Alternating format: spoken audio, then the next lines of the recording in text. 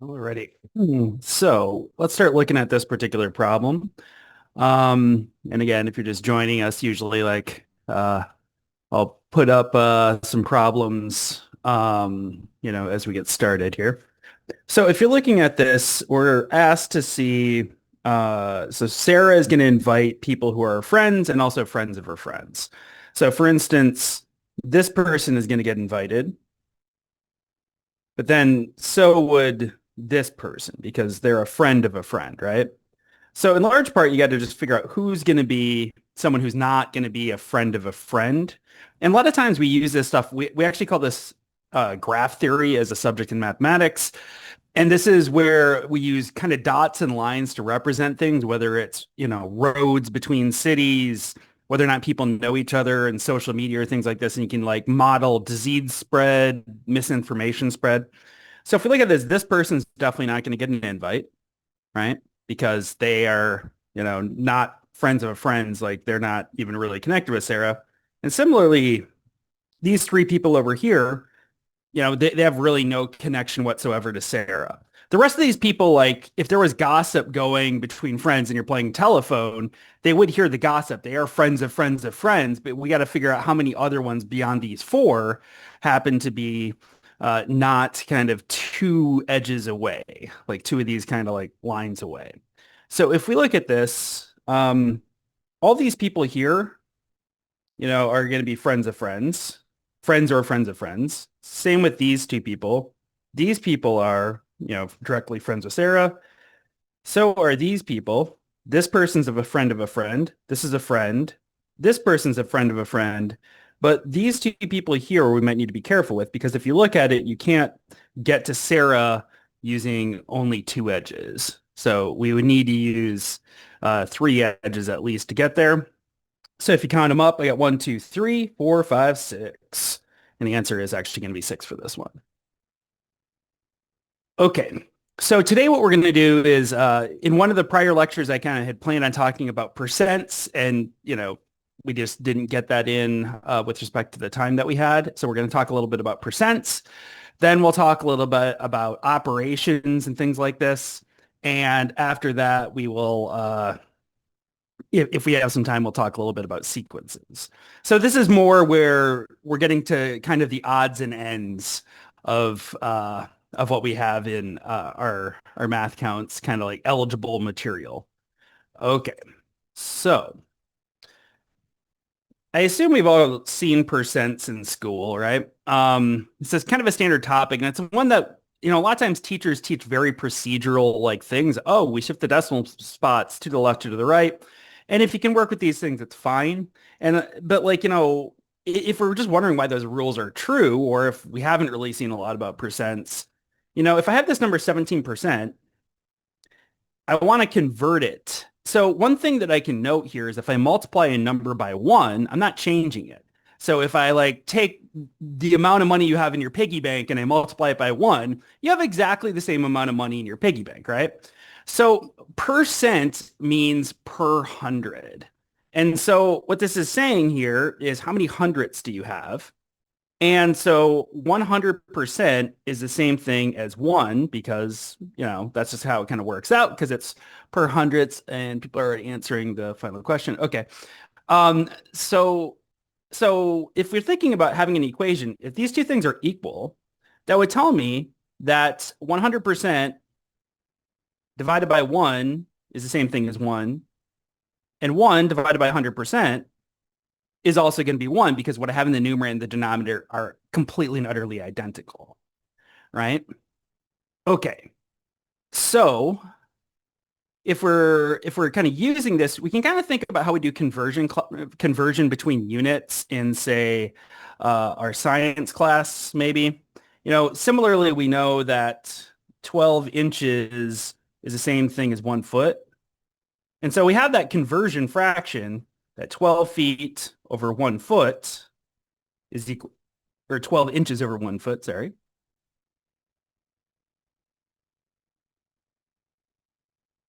is equal to one. And similarly, 1 foot divided by 12 inches is equal to one because what I have in the numerator and the denominator are exactly equal. So if I wanted to, how is 1/100th equal to 1. So this is 100%. So percent means like X percent means X divided by 100. So we're kind of counting hundreds. And cent is kind of one of those things that like, it's one of those abbreviations that we use that does mean 100. So it's going to tell us how many hundredths we have. So if we are looking at this, so if I wanted to say convert 4 feet and I want to convert it into inches, well, 4 feet isn't going to change at all if I multiply it by a fraction that's equal to 1. So if I look at these two fractions that are both equal to 1, I want to kill off the units feet. So I can multiply it by 12 inches over 1 foot. And if I do that, my units feet are going to cancel off, and I'd be left with 4 times 12 inches, I'd have 48 inches. So if we've not really seen percents much, and it sounds like some people maybe haven't had a lot of this in their classes, a couple of people have said that, it's a little new to them, but they've kind of seen it. I have a comment. So we could do this conversion. And again, there are things about, shifting decimal places and doing these conversions. And the more you do this, like the more you get used to this notion.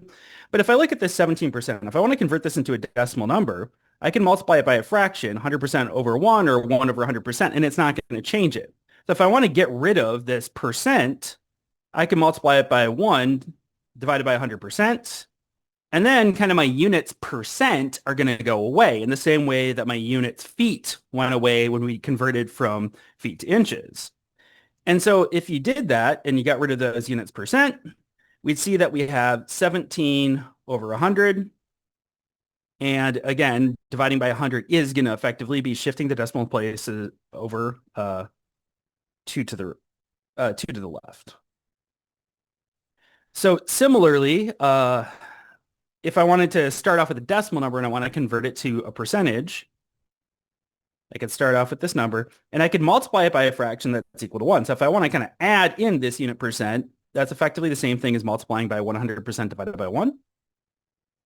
And if I multiply a number by 100, I'm going to be moving the decimal place over 2 to the right, and I'd get 3.9%. Sometimes it's also going to be useful to kind of have fraction versions of percentages because like for nice things, like if it's 75% or something like this, it's, it is in the problem that, we have below, that can be a sort of useful thing because sometimes the math is a little bit easier, especially if we're not having calculators like on the AMC8 or the sprint round in math counts.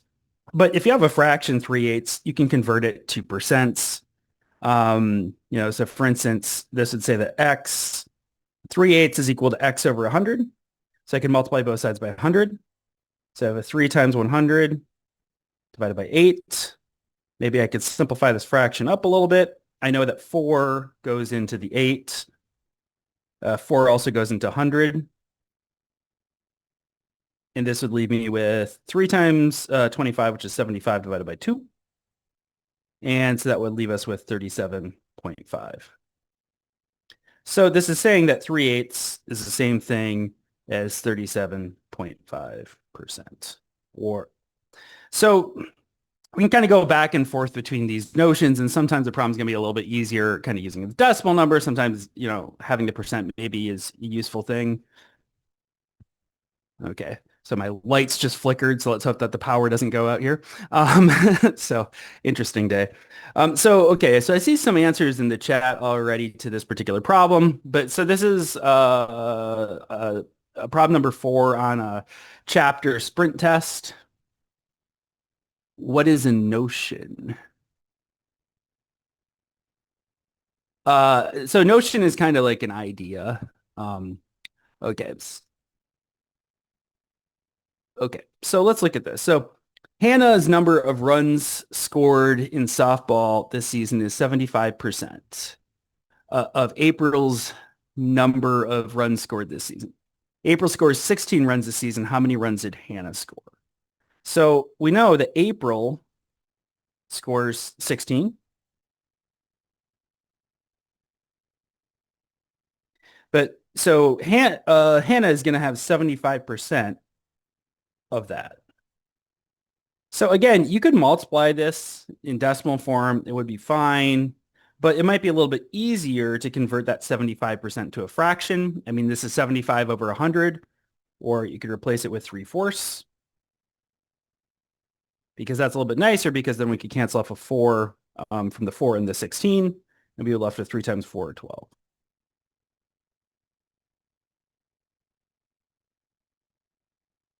Excellent. Okay, so seeing a lot of correct answers. So great. So now we're a little bit warmed up on this. Let's look at some problems that are, a little bit harder, a little bit more challenging. We'll try to ramp up the challenge level on some of the percent problems as we go a little bit, and then we'll kind of switch themes a little bit and talk about operations and if we have time, sequences. So let's look at this one, and I'll give you a little bit of time. And usually on the AMC 8s, you're going to get answers A through E. It looks like my E got cut off, but E was not the correct answer, so I guess that's fine. Okay. Now the answers are flooding in. So I'll kind of go through this. I might not reply, but I'll reply to any questions you have in the chat at this stage for this problem. So they kind of there's a couple different ways that they trick you here, because one thing is they're not asking you for how much Bryden would get for 1/4. He has 4/4. And so probably the best thing to do is to swap that quarter, those 4/4 for $1, right? Now that we have that, so we have this $1, we got to figure out how much this is going to be worth. So because these are like really special coins, this collector is willing to buy this $1 in coins for 200 or 2,000% of their value, right? So this is where you probably want to do a conversion between percent and decimal. And, again, if you have the rules kind of memorized and move the decimal spot 2 places over, you always got to remember, like, if I'm converting from a percent to a decimal or decimal to percent, should the number be getting bigger or smaller? It's good to, kind of a check on our number sense. But if you're kind of getting new to this, it sounds like a few of us maybe haven't seen a lot of percents at our school. You could always multiply it by, a fraction, 1 divided by 100%. And if we do this, this 1 times anything is just going to be 1. So if I divide a number by 100, I'm going to move the decimal place 2 spots to the left, and we'd be just left with $20. So the answer to this was A. And if anyone has any questions, feel free to toss them into the chat or turn your microphone on, and we can always go back and kind of go through questions again. Is this okay? I haven't seen any questions in the chat, but I'll just I can always go back to the last slide if there are any questions. Next to the 100, did you write a plus? Oh, no, so this is a very sloppy percent sign. So this is the sign for percent. Yeah. Okay. Sometimes when I write fast, I write a little sloppy. So if you ever can't read what I write, always feel free to let me know. Okay, let's, this problem, we're kind of bumping the difficulty level up a little bit. So this is a little bit trickier, but I'll give you a little bit of time to work on this because this one's a number 14. So it's kind of getting into the more difficult range of the AMC8s. So with a problem like this, you could also consider doing guess and check or kind of plugging things in and just seeing if any of these numbers kind of work. That kind of make this. But if we're kind of having a hard time getting started here, what does it mean by the overall percentage of correct answers? So basically, there's 2 kinds of ways questions are answered. Half of the questions Chloe and Zoe do together, and half of the questions they do separately. But the overall percentages.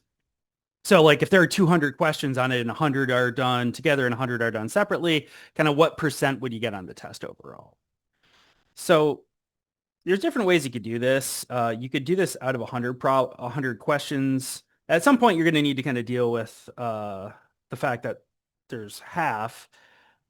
But it might be a little bit easier to kind of set up some of this stuff if you assume there are 200 problems.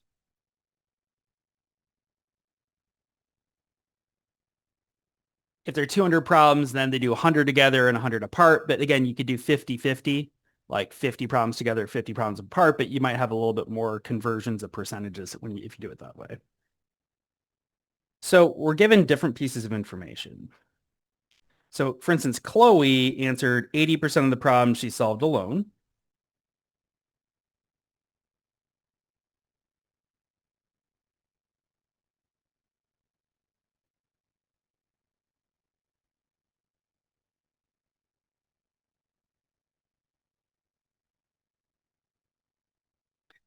But we're given that 88% of her answers are correct overall.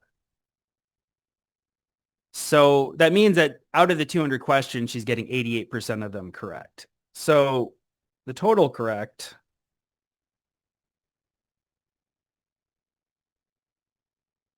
would be 88% times 200.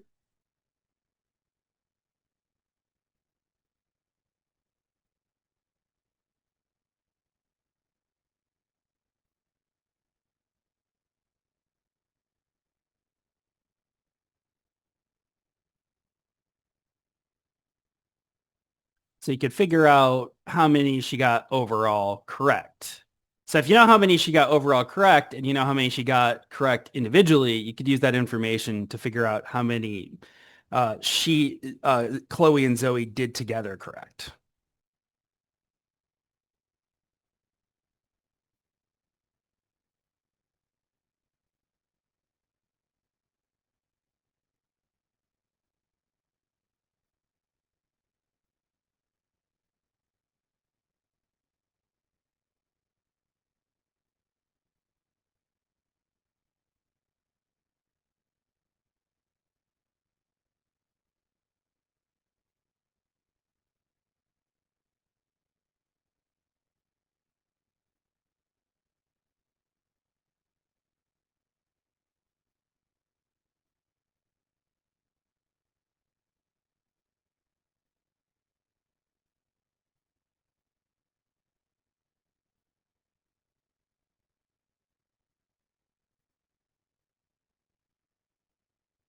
So we could kind of use this information about how much Chloe did overall correct and how much Chloe did individually correct to figure out how much they did correct together.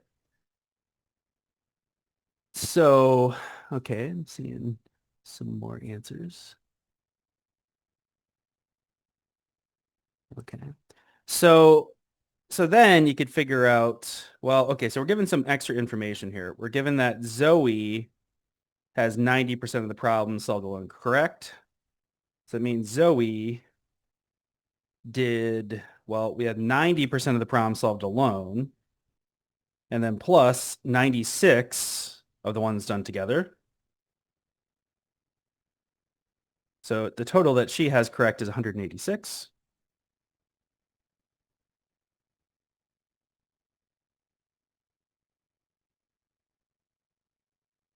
So if she gets 186 correct out of 200, you could then figure out how she did overall as a percentage. So she did 186 divided by 200. So if you factor a 2 out of the upstairs and the downstairs, this would be 93 over 100. 93 over 100 is 93%. So your answer would be C here. So, and again, if this, so some of these later problems, a lot of times like we're going to kind of do different levels of problems. And again, you know, sometimes these later ones can be hard and depending on kind of how much math we've seen, so one thing I just always want to stress to students like is don't get upset if we can't figure out one of these problems. Like on a lot of these tests, like it can be a good score getting 10 out of 25. A lot of times like you want to kind of compete with yourself, not necessarily with your friends is usually a good mentality, I think, to have on these things. I don't see any questions in the chat, but if there are any questions, again, always feel free to turn your mic on, toss them into the chat. I can put up another problem. And this is a problem that does require a little bit of algebra and a little bit of Uh, this one, you wouldn't technically be allowed to use a calculator, but a calculator might actually be your friend if you do this, and we have some geometry. But this is a very high number state sprint problem. So we'll do two more problems with percents that are kind of the more difficult variety.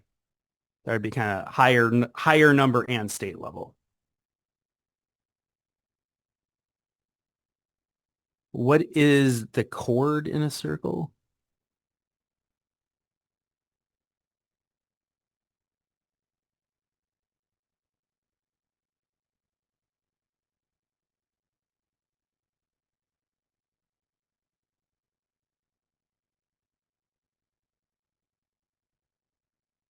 So I have a question. What is the chord in a circle? A chord is going to be like something that connects two points on the outside of the circle, but that wouldn't necessarily be the same thing as the diameter. So here we're just going to be dealing with the diameter of a circle.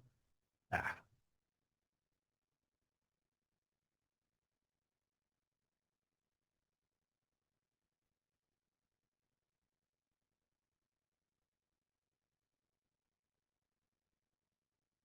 ah, great.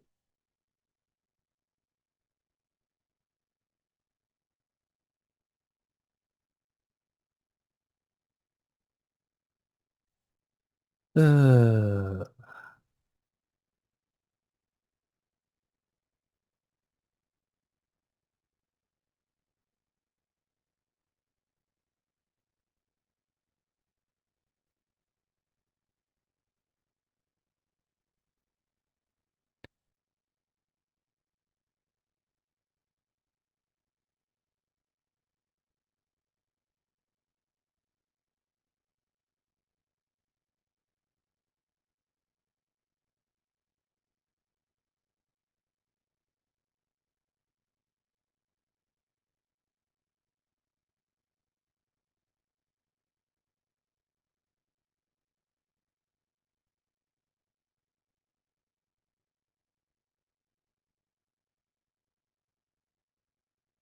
okay, so if we're having a hard time getting started with this, one thing you want to think about is a lot of our formulas about circles. They're all really kind of written about the radius. The radius, if I have a pizza, a cookie, something like this, the radius is really controlling the area in all of these things. So we're given that we're increasing the diameter by 2 inches.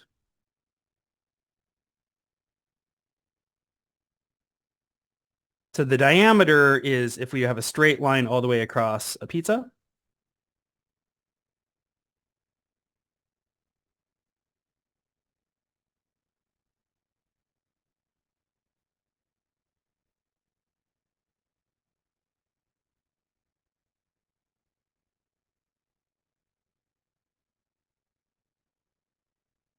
So if we increase the diameter by 2, we would be bumping up the radius by 1.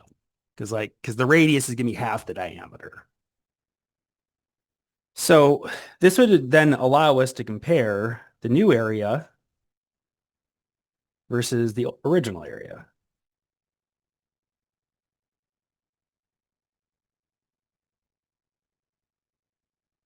Because I know a formula for the area of a circle. It's pi times the radius squared.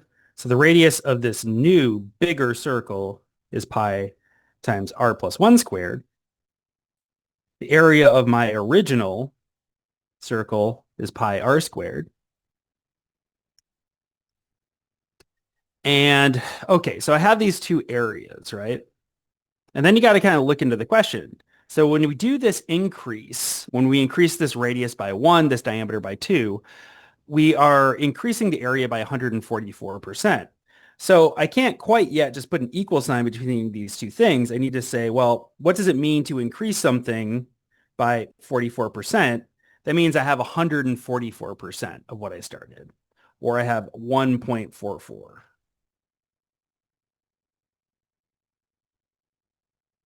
So 1.44 here is the same thing as 100% the original area plus 44%.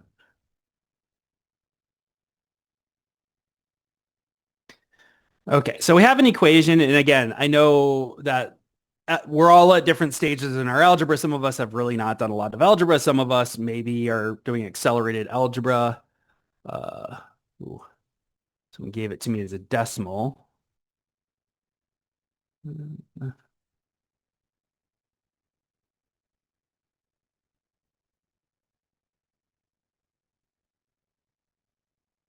Okay, so if I have this formula here and I want to solve for r, one thing I can note here is there's a pi on each side, so I could divide both sides by pi and get rid of that. So then I have r plus 1 squared is equal to 1.44 times r squared. So I could divide both sides by r squared if I wanted. Let's move all the r stuff to one side.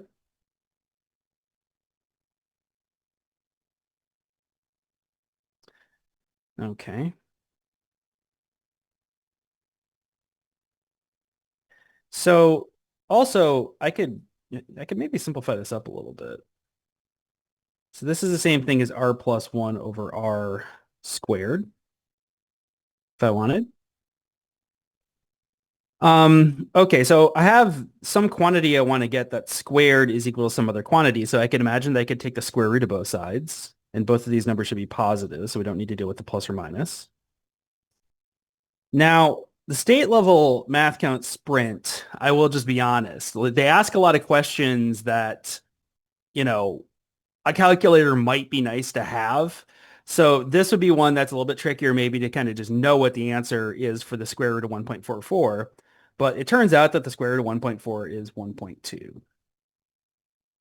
And you could kind of check that. But this is, in my opinion, a kind of harder thing unless if you're kind of used to doing a lot of mental arithmetic. So if you have this, there's different ways you could solve this. You could divide the r in first, or you can multiply both sides by r. If I multiply both sides by r, I get r plus 1 is equal to 1.2r. I could move all the stuff involving r to one side. So I could subtract an r from both sides.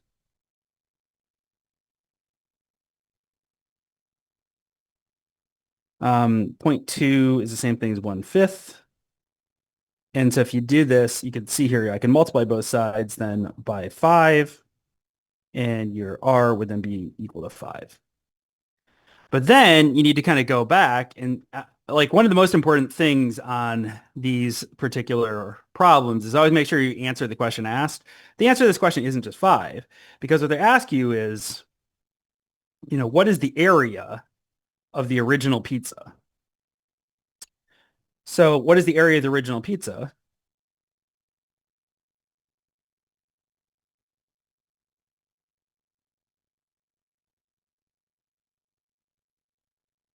Was pi r squared. And if I know that r is equal to 5, I get 5, or I get pi times 5 squared, and I get 25 pi. And as a decimal number, it would come out to be 78.5, or about 78.5. Okay, so again, this is a more challenging one. This is a high number state level problem. Sometimes the national ones are even a little bit worse. But again, like on these, usually like on the state tests, like it's pretty hard to even kind of get through and even get to number 20 on on the test because like you tend to run out of time. And I'll do one more kind of harder one with percents, and we'll kind of switch back. We'll switch up the theme a little bit. So, and we'll start off with some kind of easier questions about operations. Um, So this is also one of the things that they do on the state and national level contest. They tend to have a lot of questions that are just really long to read, which is really hard on a timed test where you really don't have a lot of time to do it. So when students ask me, how do I start this question? So I can maybe kind of start working the problem a little bit. And if you want to kind of do it on your own, again, you can turn the volume down and you don't need to listen to me. Um, so we're asked like kind of, you know, what is this probability that Hans is gonna win, but he also is only gonna do at most 3 shots, right? So how could this go down? We could have either the first shot could be a miss, and then a hit.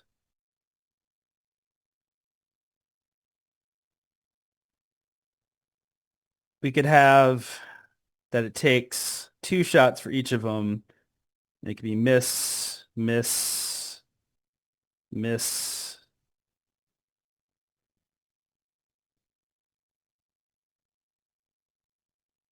hit.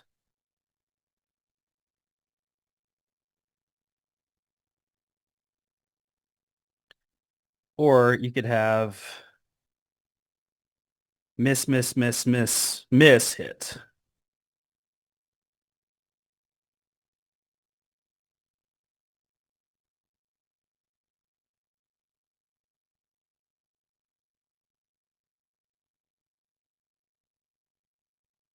All right. So because they're going to alternate back and forth, Franz is going to go first, and we're saying that we're looking for the probability that Hans is going to win, and he's going to only have to do, one, two, or three throws. So these are the only situations that you could have that could work. And so we're given that there's a 40% chance of hitting.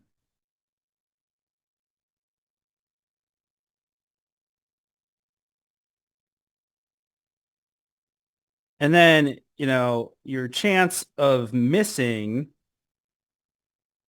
then is 60%,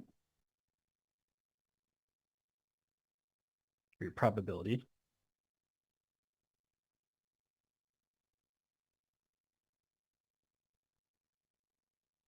Okay. So if we're looking at this, at these kind of different possibilities here, ah,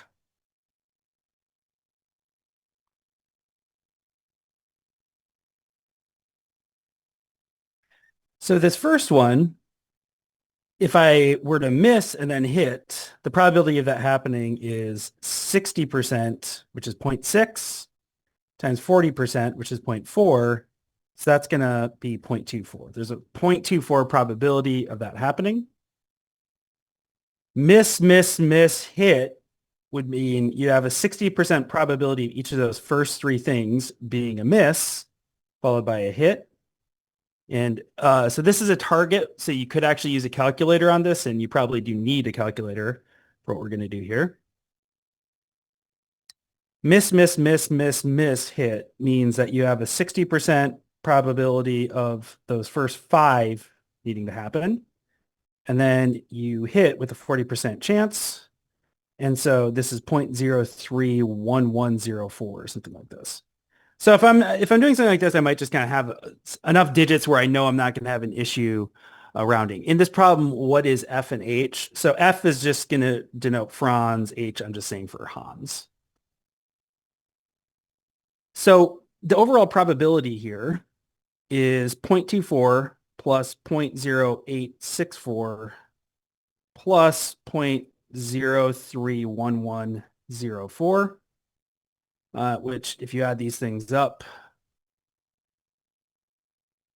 and I had those like pre-computed on a calculator. So I wrote down for this problem the answer in advance.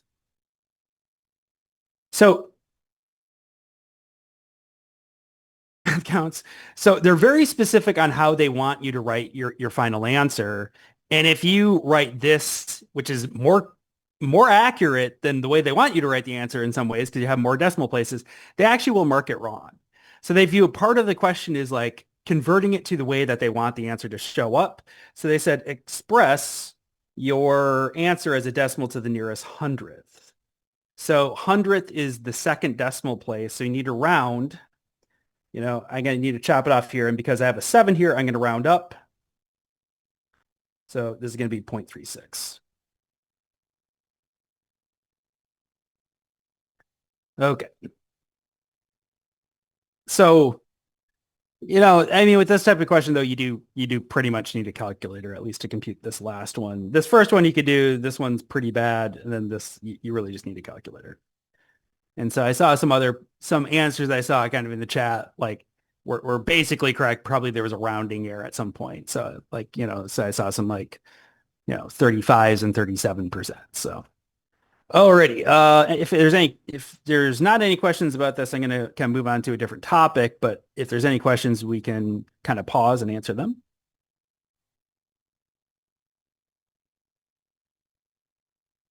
Okay.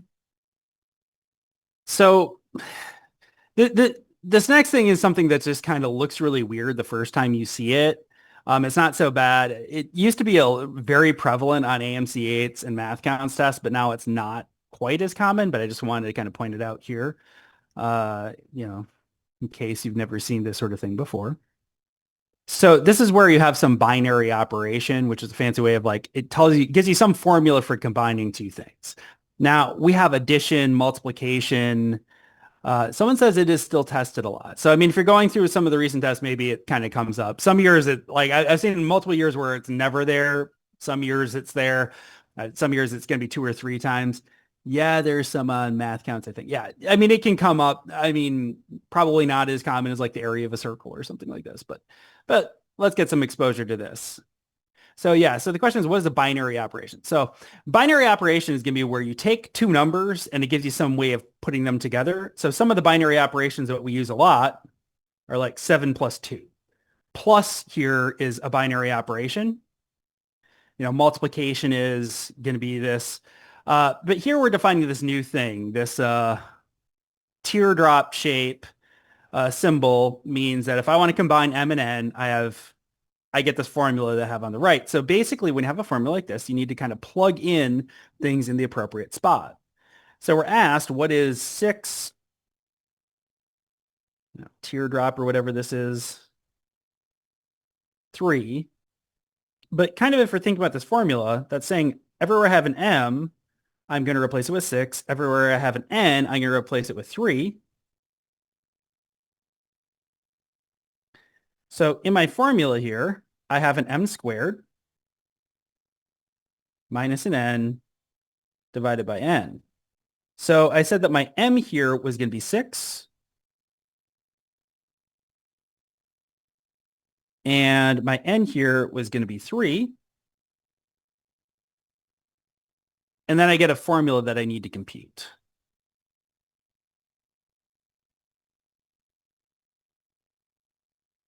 So, and again, this is kind of an inline formula. We might want to like convert it to a fraction. Might be a little bit easier for us to look at.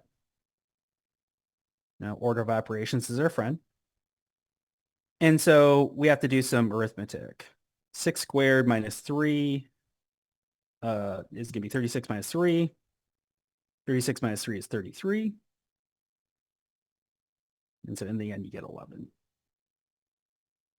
And yeah, I'm seeing a lot of 11s in the chat.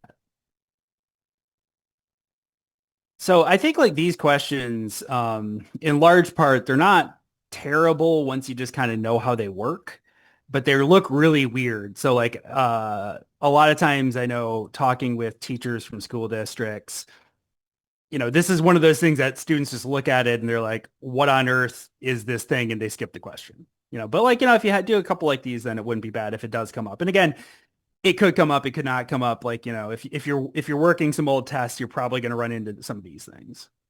Here's a little bit more complicated one. But it's the same kind of process. I have this way of combining two numbers. But here, I'm kind of asked to combine two numbers and use the result to combine with another number. I'll give you a little time before I start writing things. Go ahead and ask the question. So what is that symbol in this problem? So this is just how we're just defining this symbol to do the following thing. If I want to put two numbers together, this is going to give me a way to do that. And this is just kind of how they're defining things. So here, let's kind of see how this would work in practice. Yes. Is the sign basically a teardrop? So yeah, this kind of works the same way the teardrop did in the last thing. It's just we're going to use some random symbol and we're going to define this random symbol. So like they'll never do this with like plus sign or times or something that like we use all the time.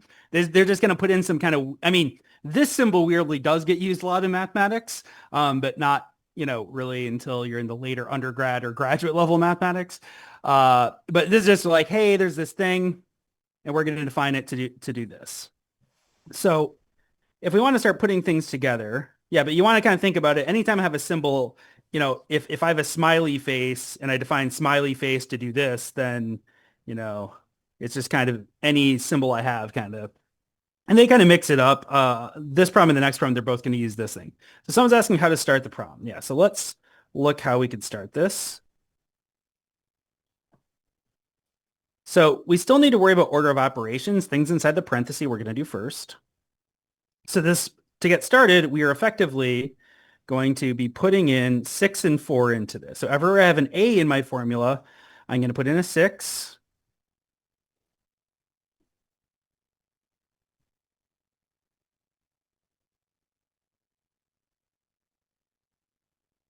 So everywhere I have an A, I put in a 6.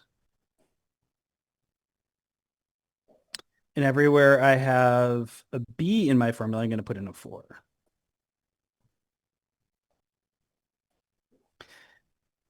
So I'm asked to kind of compute this sort of thing. But now this is just getting us back to regular arithmetic. So we've kind of taken the silly symbol out of it. And so I can work with this. 6 plus 4 is 10. 6 minus 4 is 2. And we get 5 with this kind of silly symbol in between, 3. Now, if we're looking at this, we can work on this, right? Because again, now we effectively have to do the same thing again, except now my A, if you will, is 5, and my B, if you will, is 3. So we put things together with this formula. So everywhere I had a 5, or sorry, everywhere I have an A, I'm going to plug in 5. Does the symbol mean multiply? Not quite. But here, what we're using this symbol for is just this very specific process. 5 symbol 3 means that everywhere I had an A in this expression, I'm going to toss in 5. And everywhere I had a B in this expression, I'm going to toss in 3. And then we're at something that's just the regular arithmetic we know and love. And what would you get here? You would get 8 over 2, and this would leave you with just 4. So what it's asking you to do is kind of use this kind of symbol to kind of stand in for doing some process on these two numbers. And we're asked to do this 2 times in this particular problem. And so usually, like if you're looking at this, like the AMC 8s or like math counts, in the first 8 questions, you could get something that looks like the teardrop problem where you just have to put 2 numbers together. Yeah, yes, A is the correct answer. A lot of times if you're in the mid, like the early teens, things like this, you might be asked to do this twice. You might be asked to do this many, many, many times if you're looking at a later number AMC. But like in a lot of ways, like this thing here, it looks really scary on this problem that we have here. And it does require you to do some arithmetic. But like it doesn't require like a lot. It doesn't really require cleverness. Like there's not kind of like some sneak approach. It's just really asking you to do a thing that looks really scary to do. But like in principle, it's, if I ask you to add it up, a bunch of like 17 numbers together, it's terrible, but like you can do it, right? I mean, it's a procedural thing. And so here we have another problem where we have a procedural set of instructions. So we need to combine some numbers.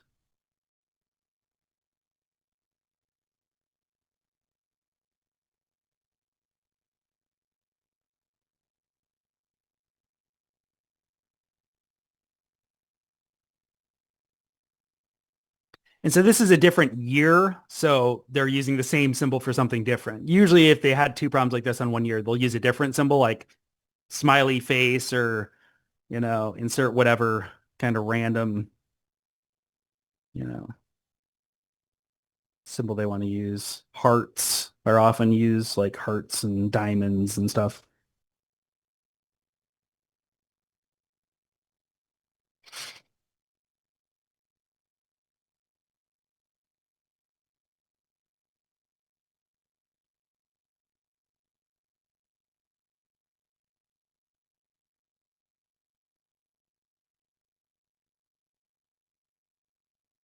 So if you're trying to work through this, I maybe can talk through this, but like if you want to work this on your own, you can just turn the volume off.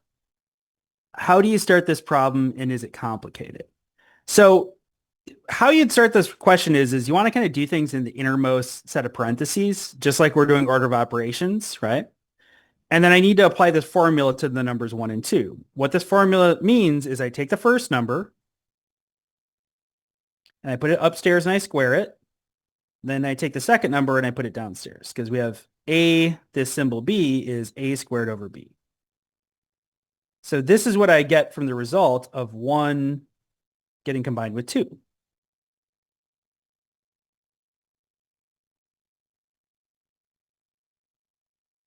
Okay.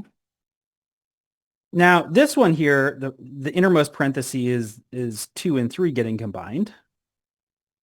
So I need to do that. So this formula, I'm effectively having a being 2 and b being 3.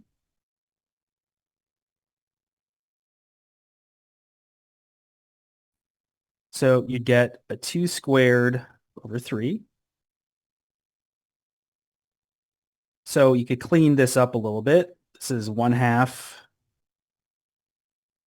getting combined with 3 minus 1 getting combined with 4/3. Okay. So we need to do this process again. And note, like, this really in principle, like, isn't mathematically harder than the prior problem, except for the fact that we have to do many, many more steps. And the arithmetic we have to deal with is a little bit worse. So we're going to have some fun with fractions going on here. So when I apply the same thing with 1/2 being my first number and 3 being my second number, I would get 1/2 squared divided by 3. And minus, well, when I do this with 1 and 4/3, I get a 1 squared over 4/3. So this is then going to make us do some kind of messier arithmetic work. So 1/2 squared is going to be 1/4. 1/4 divided by 3 is 1/12. 1 squared is just 1. So 1 divided by the fraction 4/3 is just going to say, give me the reciprocal of 4/3. So we get 3/4. And so now I have to put together these fractions. But again, note that one of these denominators is a 12, the other denominator is a 4. So we need to put things in, so that they have a common denominator. So I could do that by multiplying the second fraction by 3/3.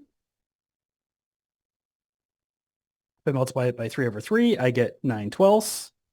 And now I can put these things together. So I have -8/12. Note, I don't see that as any of my answers here, but maybe I can simplify this a little bit and we get -2/3. So A will be our answer. So again, I mean, what we see here is that the difficulty level just kind of gets ramped up kind of as we go. I mean, it's a little bit nastier. Certainly doing this once isn't terrible. Doing this 4 times as we did in this problem, and then having to do a bunch of is between being kind of a lower level, lower numbered question and being a rather high numbered question. So, okay. Since we have some more time, let's do some more problems.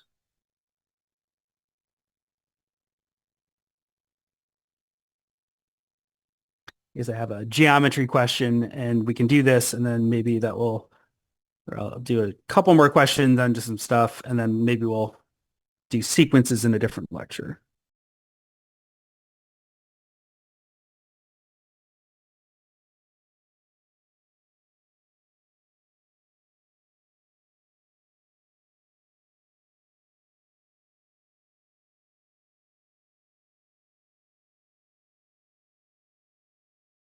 Someone is asking if this is a higher level question. Yeah. So the AMC 8s go from 1 to 25. So like the later teen questions do get a little tricky. Yeah.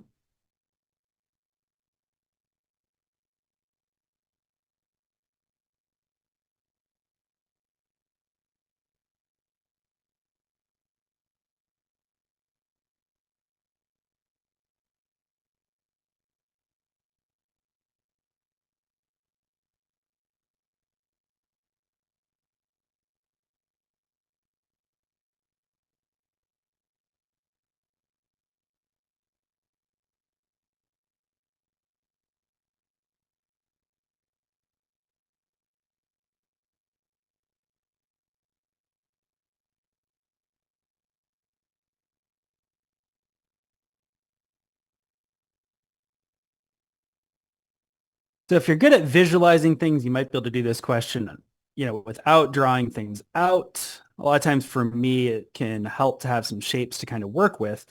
So the side lengths here are four. So this is a square initially. It's a 4 by 4 square, maybe like an origami paper or something like this. So we have this four, and then we're kind of dividing up this other part into, ones effectively, right? So if I'm thinking about the resulting rectangles that I get, kind of like the height of all these rectangles is going to be four. But when I think about kind of the width of these things, the two that are getting chopped off here are going to have width one. And then I'm going to have one that kind of, if I unfold it, that's going to have a 1 + 1 or a 2. So if I'm trying to think about this, then I always got to go back. I mean, I could figure out what the areas of these things are now. I could figure out what the perimeters of these things are now. Um, but I need to kind of look at what am I actually being asked. So what is the ratio of the perimeter of one of the small rectangles to the perimeter of one of the larger rectangles? Okay. So I need to do the small rectangles, which if I'm doing the perimeter of this small rectangle, I have two of the sides are length 4 and two of the sides are length 1. And then when I deal with this bigger rectangle here, two of the side lengths are length 4 and two of the side lengths are length 2. So if we clean this up a little bit, we have an 8 plus 2 over an 8 plus 4. So we get a 10 divided by 12. Note that that's not any of my answers here, but oh wait, I can actually simplify this up a little bit. So we get a 5/6.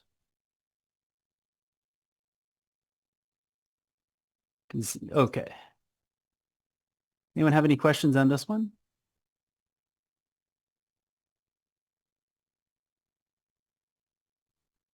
Okay. Should we do one more? I know the KU K-State football game is about to start, so many people probably are gonna watch that. But let's look at this one. So and we'll kind of deal with maybe some sequences in a later lecture. So this is one I'm just gonna be honest. So it's a later number question, but it's really kind of getting at like if you've had an algebra class, this problem, has meaning and it's actually pretty fast to do. If you've never really seen graphs of functions before, this is actually rather hard. So the result of this cross-country team's trainings are graphed below. And we want to figure out which student has the greatest average speed. So we know the average speed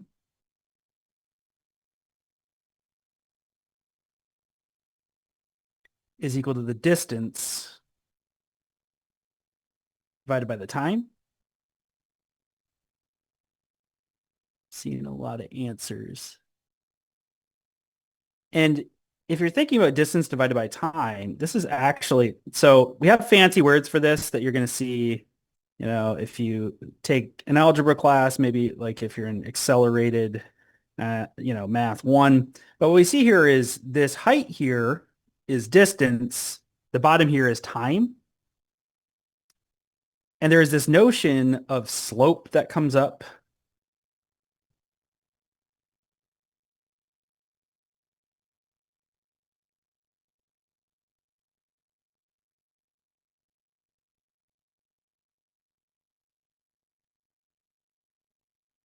And really the steepest thing here is going to be the one with the biggest ratio. So again, this is one that, when you get to the later number questions, the AMC 8 and sometimes the math counts, this is where they are really going to start assuming that you've seen a little bit of algebra because they aren't going to assume that you've necessarily had high school geometry or anything like that. They kind of had the test set up so that they only cover things that would be done at some middle schools in 6th, 7th, and 8th grade. And again, so your school might not offer algebra for 8th grade students or something like this. Someone asked, do you find the X and Y intercept? You actually don't need to find the X and, well, so here the X and Y intercept for all of these kind of lines that I'd be drawing would all just be the origin. So the point 0, 0. But like it's really kind of a question about slope. So this is kind of a rigged question, which really puts students who have seen some of those notions of slopes of lines and stuff just at a big advantage. Alrighty, so it's 11 and I know the game is starting for anyone actually interested in football. Many of us might not be or whatever, but I don't want to annoy any parents who maybe have plans or you're watching this or something like that, as a group or something like that. So we'll finish up for the day. I'll stick around just in case anyone has any questions. But I hope you have a great weekend. So someone's asking, since Evelyn has the highest distance and lowest time. Yeah, it's just having really high distance and a really low time makes this ratio super duper big. All right. You're welcome. Thank you. Yep, you're welcome. Bye. And yeah, but if anyone has any questions, I'm happy to answer.